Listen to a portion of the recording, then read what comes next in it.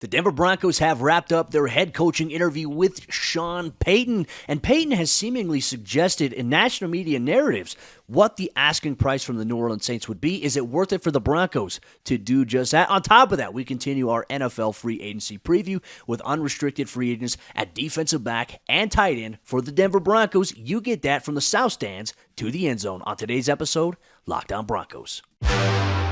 You are Locked On Broncos, your daily Denver Broncos podcast. Part of the Locked On Podcast Network. Your team every day.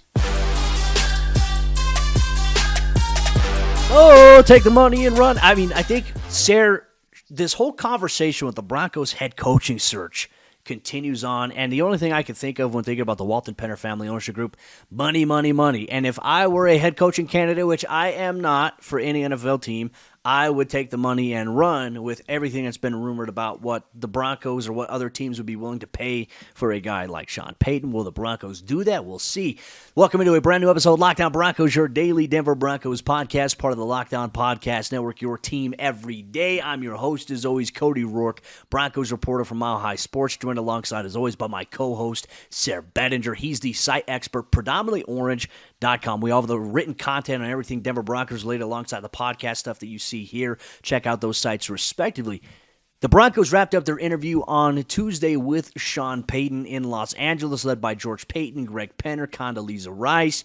They manned the ship there to talk with Sean Payton, and from all accounts, the interview went well.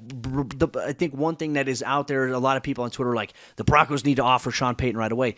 They can't necessarily make an offer to Sean Payton. They have to contact the Saints. They can't make any kind of discussion or deal or contract with Sean Payton at this point in time. Everything has to go through the Saints, and then they would be able to work on that if a trade was agreed upon at that point in time. So something to consider. But, I mean, Sayre, Payton was making the national media rounds on Monday prior to him interviewing with the Houston Texans, which I think was a surprise to all of us, that being the first interview. But he went on the Colin Cowherd show. He had a lot of very interesting things to say. He did. It's cool to see, kind of the veil kind of being lifted, or, the curtains being pulled back on some of this process, right? To be able to hear him talk about that and be very transparent. I also, Cody, you know me, one of these days I'm going to pop up on this show wearing an actual tinfoil hat. I love the stuff, where Colin Cowherd's like, the Broncos don't have a pick from the Russell Wilson trade. And then Sean Payton corrects him saying, no, they actually do have a first round pick. It just, those little things kind of make you wonder, you put on the tinfoil hat and you're like, what is, he didn't need to correct Colin Cowherd there, but he did. I find that interesting. I also find it very interesting that in that interview, he was talking about how, he's got meetings later in the week with Texans ownership and Panthers, I believe it is, that he said on there. And then we find out that the Texans swoop in and get a digital interview with him before he's able to meet in person with the Broncos. Very interesting turn of events here, Cody. Remember back to January 1, Sunday morning, we're all getting ready for, whatever Broncos game that was. And the reports from Adam Schefter came out. And Adam Schefter's like, Sean Payton is kind of expected to be the front runner in this process for the Denver Broncos. And so you have all these breadcrumbs out there already about, Sean Payton or Jim Harbaugh could command $20-25 million. Sean Payton is the presumed front runner. Remember, BetOnline's initial betting line for the Broncos head coach was Sean Payton. He was the initial favorite from BetOnline. It's very interesting to me that as time has gone along, it's been, 2.5 weeks or so since those reports all came out. Since then, I don't think anything has happened to lead us to believe anything but these two coming together, meaning Sean Payton and the Denver Broncos. They have the first in-person interview with him, the first actual interview. Apparently, they're good with the compensation. We don't know exactly what that's going to be in terms of the draft pick, but as Sean Payton said, it's a first-round pick, potentially more. Cody, I just feel like maybe am I missing anything here? The puzzle pieces are all right there. I feel like I'm putting the right puzzle pieces in the right places. To me, it feels like and seems like things are really trending heavily towards Sean Payton becoming the next Broncos head coach. But maybe I've got to pull off the orange glasses for a second. Even if I do that, those things all still add up. Well, and ironically, Jim Harbaugh bowed out of the head coaching competition for any NFL team by returning to Michigan on Monday as well. So the timing of all that is very interesting. We talked about it was interesting that they had a digital interview over Zoom with Broncos ownership with Jim Harbaugh. Payton right now, I have a hard time believing that anybody other than Payton is the favorite. I know a lot of people said Dan Quinn is the favorite, but they haven't even spoken in person to Dan Quinn. And look, I love Benjamin Albright. Benjamin Albright's a good friend of mine. But he even said, he even tweeted out on Monday Night Football when the Tampa Bay Buccaneers just got wham blasted by the Dallas Cowboys. He said, imagine not wanting this guy as your head coach. I don't think it's that necessarily. Dan Quinn's defense did a really good job against the Cowboys on Monday Night Football. But that Tampa Bay team is hot garbage in a sense from what their offense was able to do. They're literally right when before the game was even over, they had local beat reports putting out reports that they were going to fire Byron Leftwich anyways at this point in time. So it's the Tampa Bay Buccaneers offense wasn't great. Brady obviously wasn't great at this point in time. How much can we invest into that, for Dan Quinn? I don't think that you're hiring a guy like Dan Quinn anyways to run your defense. That just doesn't make sense from the standpoint of where Denver has been. They've made the mistake of hiring guys to be their head coach and play caller, and it's kind of going away from what the status quo is now seemingly going to, where you have guys like Matt LaFleur of the Green Bay Packers, who is a fantastic offensive mind, by the way. All of a sudden, he's thinking about giving up play calling just so he could be the guy leading the team. This is the way, I think, going forward in the NFL. You have the rare anomalies of the Andy Reids inside the division, but I think when you look at the tea leaves, you look at the breadcrumbs, as you like to say. I like that analogy, by the way. Follow the breadcrumbs there. I think that everything is pointing towards Sean Payton being the favorite. Now, the question ultimately is going to be, will Sean Payton want to come coach the Denver Broncos? I think it was interesting that Washington Post reporter Mark Mask, if I'm not mistaken, if I pronounce his name correctly, said that Payton has told people around him he would like to work with Russell Wilson. Would be an issue for him, and that he's actually preferring Denver. So now we just play the waiting game because you still have interviews coming up, with D'Amico Ryans. Denver also interviewed on Tuesday, Raheem Morris, but then you have Dan Quinn as well, kind of wrapping up the final 2 interviews left for the remainder of the week. And then I imagine next week, Sayre, we'll find out who the head coach is, and it very well could be Sean Payton. Broncos country, we are eager for your thoughts down below in the comment section on YouTube or on Twitter. If you're listening on your favorite audio podcasting platform, you can tweet us at Cody Roark NFL, at Sayre Bedinger, at Locked On Broncos. One thing we're going to dive into on today's episode of the show, we can continue to look at free agency. It begins on March 15th, the new league year. We'll take a look at all these positions the Broncos currently have unrestricted free agents. We take a look at tight ends coming up on today's episode, Locked On Broncos. But this episode of the show is brought to you by our friends at Built Bar. And if you're looking for a delicious treat, but you don't want all the fat and all the calories, then you have to try a Built Bar today. The thing I love the most about Built Bar is the bars are covered in 100% milk chocolate. They're soft. They're easy to chew. You can put them in the microwave, which is Sayre's favorite thing, or you could put them in the fridge for a little bit of a crunchier bite going forward. It is a healthy protein bar that tastes exactly like a candy bar, and they come in unbelievable flavors like churro, peanut butter brownie, and coconut almond. I'm not sure how Built does it, but these bars, like I said, taste exactly like a candy bar, and they're jam-packed with 100% milk chocolate. And, keyword, they are healthy for you. Each bar contains 17 grams of protein, and you can get your hands on a box of Built Bar today by going to your local Sam's Club or your local Walmart to get a box. You can also order on Built.com as well. But if you're close to a Sam's Club, run and grab a 13-bar box with our hit flavors, brownie batter and churro. You can thank me later.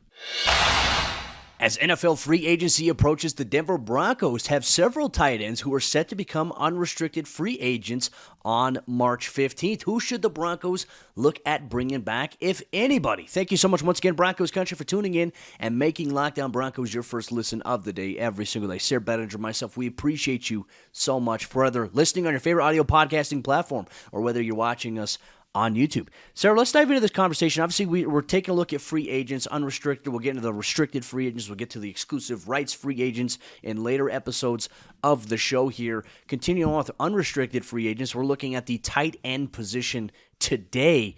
And Denver, they have 3 guys who are set to become unrestricted while also having 2 tight ends who are on contract essentially in 2023. A lot to break down, my friend. Let's start off with kind of like can we call him an unsung hero in a sense? Because, you don't really hear his name called that often. He does a lot of the dirty work, Eric Tomlinson, as I believe it was former Broncos head coach Nathaniel Hackett called him the Viking.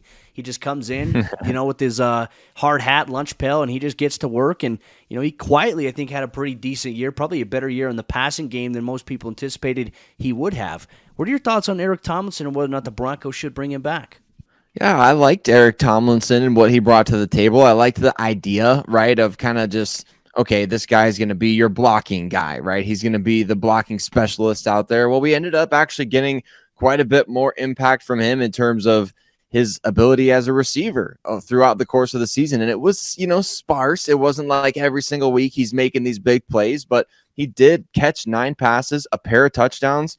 Cody, he came, remember, inches away from having 3 touchdowns on the season and could have changed the entire course of the season against the Seattle Seahawks. Just a fingernails width there away from the sideline in week 1. But I felt like Eric Tomlinson did a good job. It's going to be very interesting to see because, as we know, before a head coach comes in, we have no idea what's their offensive philosophy going to be like. Do these unrestricted free agents fit that philosophy? I think specifically on offense, because we assume there's at least a decent chance Ejiro Evero could be back as defensive coordinator.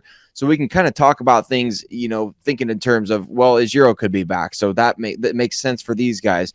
Offensively, does Eric Tomlinson fit what a new coach is going to want to do? Is it going to be their philosophy to, like you mentioned, you've got Alberto Cuevonam and Greg Dulcich under contract next year. So do these guys really fit in? And I think with a guy like Eric Tomlinson, a veteran whose specialty is blocking, who has always been kind of known for that, who's stuck around the league, being able to do that at a high level, you kind of get the idea that, especially with what he showed as a receiver on top of his blocking abilities, maybe there is a chance that he comes back next year. And I think it's important to preface this, right? Like all these unrestricted free agents we're talking about, we'll revisit this here once again because once the new head coach is officially hired in place, we will take a look at that coach wherever they have been, and we'll take a look at how many tight ends, for example, did they carry on the roster when he was the head coach of wherever he was at, whoever that may be.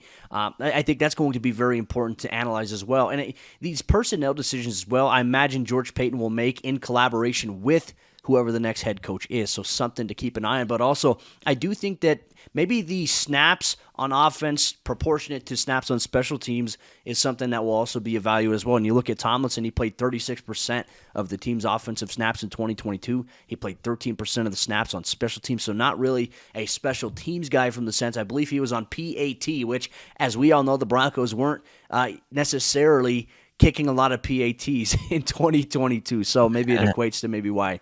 But that leads us to another guy, another Eric Saubert, as we all call him, Sabi. For him, I felt like had a very underrated role as kind of that hybrid do-it-all, like the guy who is a pretty good blocker in the run-blocking department, but also a guy I think that can offer value in the pass-catching game as well, short to intermediate stuff, as we saw. I mean, he pretty much saved the Broncos from losing to the Houston Texans in Week 2 with the touchdown grab that he had. Eric Saubert, in my opinion, a guy to keep an eye on as well, played 35% of the team's offensive snaps, but a staggering 67% of their special team snaps overall in 2022, and he's a veteran. So, in my opinion, I feel like you have to ask that question. We already know that Dulcich, Alberto are already on the roster. Does a guy like Eric Saubert have value to whoever the next head coach may be? That's an interesting question to ponder here.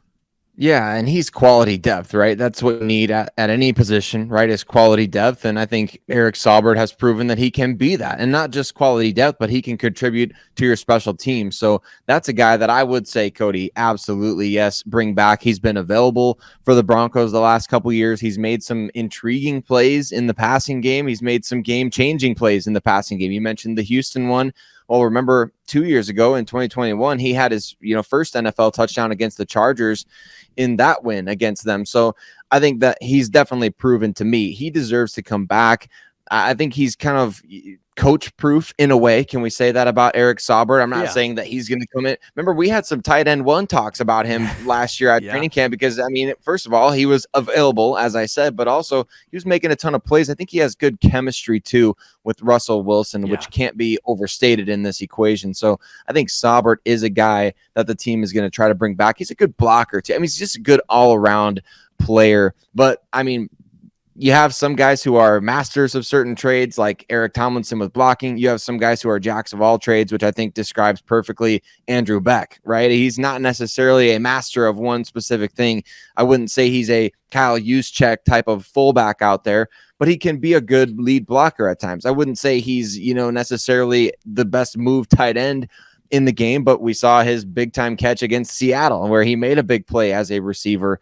I don't know where I stand with Andrew Beck, Cody, because he is a core special teams guy for the Broncos. Where do you think he fits in potentially as we looked at this new staff? His contributions thus far. He's been with the team since 2019, so he's been around for a long time at this point. But what do you view in terms of his fit with the locker room, his fit in terms of a new coaching staff coming in? Where does he stand? Well, I think we were all surprised in a sense. Like, I think you and I did an episode in the offseason saying, hey, don't be surprised if we see Andrew Beck used in the passing game a little bit more. And, I completely forgot about that. And then we got surprised that week 1 game against the Seahawks where he had, I think, 2 catches for 52 yards. And, the thing with Beck, I truly believe, like, while he can be a tight end, I believe that whoever the next head coach is, we'll have to see. Do they have a history of using a fullback? Will they bring a fullback into the mix here? I think Andrew Beck is a pretty damn good fullback. And here's the points I want to make. Like, Beck this season, not only, can he provide you value on offense in the run blocking department, but also he played 68% of the team's special team snaps. He was, one of Dwayne Stukes' favorite guys was Beck, Singleton, Saubert, these 3 guys. Obviously, Stukes is no longer around, was canned by Jerry Rosburg with just 2 games remaining. But I think that you can't overlook the value Beck has had with this team. And it's an underrated role, right? It's not necessarily like the flashy, it's not the sexy pick that everybody is looking for. But for Beck, he's the guy who does the dirty work. And I will say, like, when he was out with an injury, I know he had a brief stint on injured reserve with a hamstring injury. When he came back and the Broncos actually started using him, I think he was specifically in that Kansas City game on the road at Arrowhead. They used him on this cross motion to kick out guys. He was effective doing that. Being a guy who's creating opportunities on the outside for Latavius Murray, for Chase Edmonds, whoever's in at running back, I like that. And the Broncos need to be able to have that dynamic. And I think that when Beck was healthy as well, when Javonte was healthy, we were seeing Beck create those opportunities in the run game. I do think he possesses value. I mean, he's not going to break the bank for you. Look, Kyle Juszczyk is a unicorn in every facet of how you imagine a fullback being used in the NFL. Not many teams are using fullbacks like that. And Andrew Beck doesn't have to be that. I think for the Broncos, it's super cost-friendly to bring a guy like him back. I'm on board with bringing Beck back here in 2023. And Sayre, I know we're going to get closer to it once free agency comes around. I know we're going to play the game once the new head coach is in place. Swipe left, swipe right. Who we bringing back, who we not bringing back in 2023. That's something to look forward to in a future episode, Locked On Broncos. But our free agency conversation continues as we take a look at defensive backs who are unrestricted free agents beginning on March 15th. You get that on today's episode, Locked On Broncos. But this episode of the show is brought to you by our friends BetOnline.net. BetOnline.net is your number 1 source for sports betting info, stats, news, and analysis. You get the latest odds and trends for every professional and amateur league out there, from pro football to college bowl season to basketball, the World Cup. I mean, we've got it all at BetOnline.net, and if you love sports podcasts, you can even find those at BetOnline as well. We're always the fastest and the easiest way to get your betting fix. Head to the website today or use your mobile device to learn more. BetOnline, where the game starts. When the new league year approaches on March 15th, the Denver Broncos will have 2 unrestricted free agents at the defensive back position, meaning cornerbacks and safeties. One of them including a key veteran who's had a very pivotal role for the Broncos since he came on in 2019. Thank you so much, Broncos Country, once again making Locked On Broncos your first listen of the day. We have you covered every step of the way, every day, all year long, because for the true fan, there is never an off season. Kareem Jackson, Sayre, this is, I think, a subject, especially with free agency. We've had this discussion the last 2 years. Should the Broncos look at bringing back Kareem Jackson? And to be honest with you, I think there are a lot of points that say, yeah, you probably should look at bringing a guy like him back. But there are also other players on the roster that you have to look at, and specifically for a guy like George Payton, who has drafted a couple of safeties in the 5th round in the last couple of drafts, you have to take a look. Are the Broncos looking to move forward with their contingency plan right next to Justin Simmons? And is that a guy that's not named Kareem Jackson? Right, and that is Caden Stearns, right? We know that he has been making some plays. Remember early on in Justin Simmons' career, he was part of the no-fly zone. He was kind of a fly on the wall, if you will, of the no-fly zone. He was a backup to the starters, Darian Stewart and TJ Ward, when he came into the league, but he still had multiple interceptions as a backup or a role player for that defense. And we saw him increase his role, obviously, very quickly for the Broncos. Caden Stearns kind of on a similar trajectory, isn't he? He has 4 interceptions in barely what feels like just a handful of games played as a professional, or at least defensively. Man, he's an impressive athlete. He makes some impressive plays on the ball. Remember the Colts game? I feel bad that, man, we don't get to look back on that game fondly because he played so great in that game. That's on the highlight reel for him. Obviously, the Jets game, his rookie season. The Ravens game, his rookie season. Game? Cowboys game where he picked off Prescott. I mean, man, he has made some impressive plays early on in his career. I think everybody expected last year he was going to take that leap forward, Cody, and he kind of did early on. He was playing, I believe it's over 80% of the defensive snaps. So I think he was on trajectory to take over as the starter as the season went along. It ended up being Kareem Jackson played all 17 games, 100% of the snaps, career high in tackles. You just felt, and this is not to diminish what Kareem did in any way, playing all 17 games in the NFL, playing 100% of the snaps, career high in tackles. Those are big time things.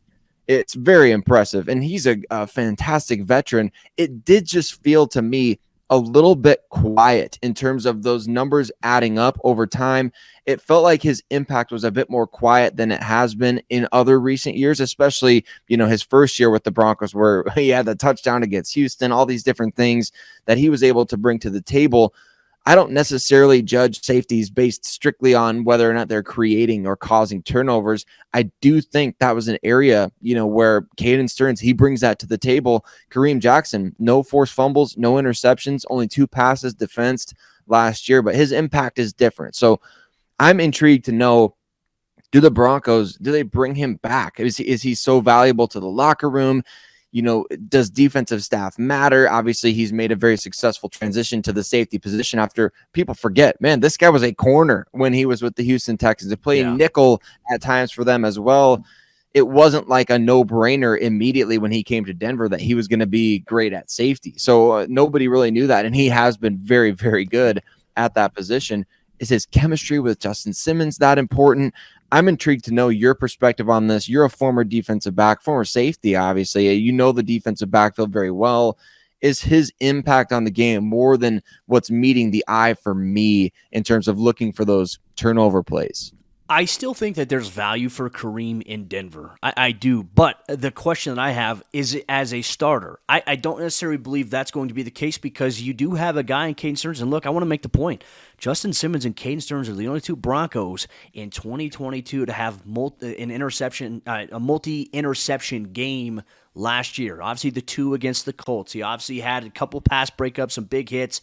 And then you also have Justin Simmons, who had the 2 interception performance against the Ravens, 2 interception performance against the Arizona Cardinals. I think you have to see really where Caden Stearns is at. I think you have to give him a look next to Justin Simmons. Now, that's not saying that Kareem Jackson is going to be demoted. I think you can move a guy like Kareem Jackson into the dime specifically. Allow him to play up in the box where we know he is a valuable tackler for Denver, and you don't necessarily have to put him in a lot of rough positions coverage-wise because I will say some teams attack the Broncos with those tight splits with the corner route. We saw Kareem give up a couple of touchdowns this year on that. I still think there's value, especially from a leadership standpoint, but you also have to ask the question. I think this is where George Payton's at. At what point do you say, all right, you know what, it's been great. I mean, Kareem's contributions as a Bronco have been fantastic.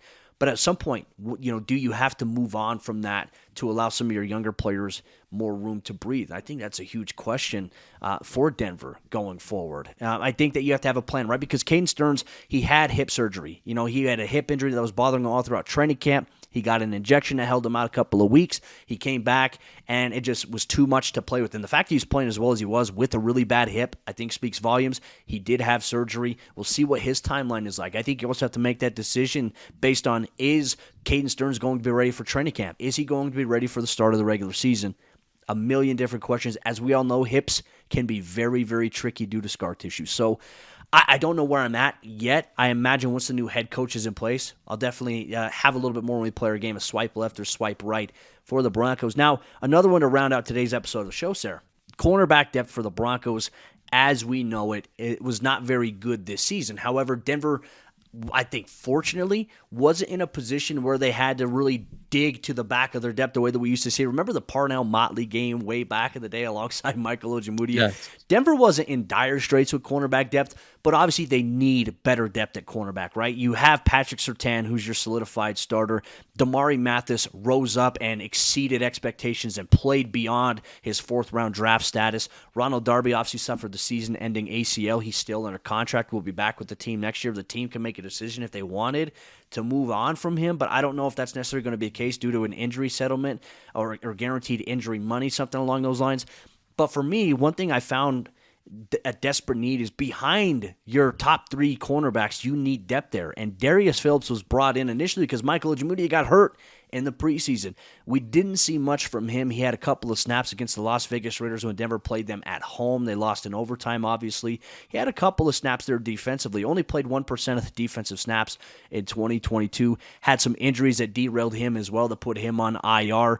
But he did play 49% of the special team snaps, but wasn't necessarily, in my opinion, observing it. Wasn't getting the job done in comparison to guys like P.J. Locke, especially at the gunner position. So for me, it's like I don't necessarily see the Broncos bringing Darius Phillips back in 2022. 2023. What are your thoughts on this? I agree with you on that, Cody. I do. I think that Darius Phillips was kind of an exciting name that came up when the Broncos suffered the injuries that they did at corner. And you kind of thought, well, he's got, one season in his career, he had 4 interceptions, right? He's got some experience as a return specialist. So maybe he could help you there in a pinch. But we just didn't really get to see kind of any of that unfold this year for the Broncos. Didn't get to see, and I think fortunately so, right? We didn't need to see him out there in a full-time role at the cornerback position. As you mentioned, we've had games in the past like the Parnell Motleys, and did he start that game with Isang Bassi? No disrespect to those guys, they made it to the NFL, but at the same time, when you're rolling out there with Pat Surtain and at least, for the majority of the season, either Ronald Darby or Damari Mathis on the outside, and then K'Wan Williams being able to play the majority of the games in the nickel, I think that was super beneficial for the Broncos secondary overall. Now, you do need to build up your cornerback depth, I think, a little bit, but I would say you go a different direction than Darius Phillips. I would even say, you're saying Bassi did some good things down the stretch there this season. You bring him back over Darius Phillips if he's restricted or whatever he is. We'll talk about him another episode, but I like what the Broncos have at corner. I think they have good players under contract, including Ronald Darby. We'll see what happens with him. But, man, it's something where Darius Phillips kind of just, you get an opportunity when injuries arise for a team and you go in and you get the opportunity to play special teams. It's not exactly maybe what you envisioned. So I don't think we saw enough from him to really say, yeah, let's bring him back in 2023. So I'm with you. I would say let's move along there and kind of maybe bring in some new players, some different guys, use the draft, those type of things to reload at the position. And we'll see what the Broncos decide to do. And ultimately, Broncos country, we always want to know what your thoughts are on the subject matter as it pertains to the Broncos' unrestricted free agent tight ends, fullbacks. We consider Tomlinson, Saubert, Andrew, Beck. Who would you like to see back in 2023? And for defensive back, would you welcome Kareem Jackson back this year? And if so, what role would you anticipate him being in? If you're listening on your favorite audio podcasting platform, tweet us on Twitter at Cody Roark NFL, at Sayre Bedinger, at Lockdown Broncos. Or if you're watching on YouTube, drop it in the comment section down below and interact with other members of Broncos country. But that'll wrap up today's episode of the show. The Broncos head coaching search continues after them interviewing Sean Payton on Tuesday. What's next with just several candidates left to interview, and how close will the Broncos be on making a hire? We continue that, plus we continue our free agency look on tomorrow's episode, Locked on Broncos.